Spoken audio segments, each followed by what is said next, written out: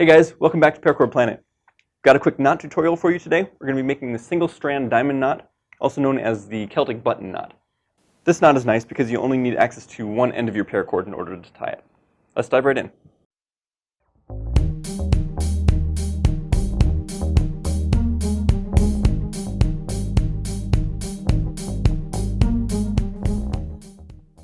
Alright, just start about 1.5 feet in. That's about as much as you're going to need to tie the knot.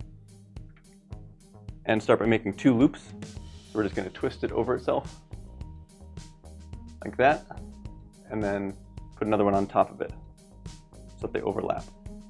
It looks like kind of a pretzel. Then we'll take that working end and bring it over the first cord, underneath the second, over the third, and underneath the fourth. Just weave it back and forth.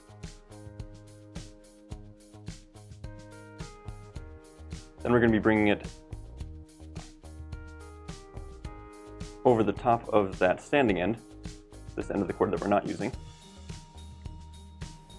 And then you'll bring it over that first cord, and then underneath the next 2 cords to come up through the middle.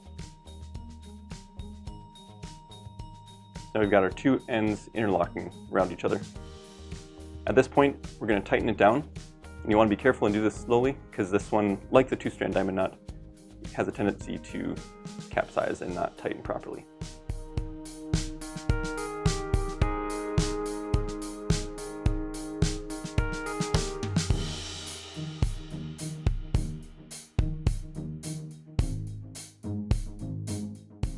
So there's our finished knot, now that it's been tightened down. It looks very similar to a diamond knot, but you'll notice it's slightly off-kilter.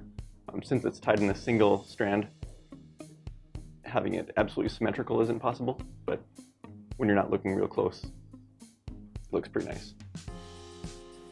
So this knot works nice as a decorative stopper knot if you're doing a loop and button closure for a bracelet or something like that. And it also works as kind of like a paracord bead. We've done the ranger beads in the past, and this looks very similar to the ranger bead. The ranger bead is tied in a separate piece, so it'll slide up and down, where this one will stay fixed. So that's the Celtic button knot. If there's other knot tutorials that you want to see us do, definitely leave us a comment. Hope you guys enjoyed this one. If you did, leave us a like, and subscribe if you want to see more of these tutorials in the future. Otherwise, thanks for watching, and we'll see you next time.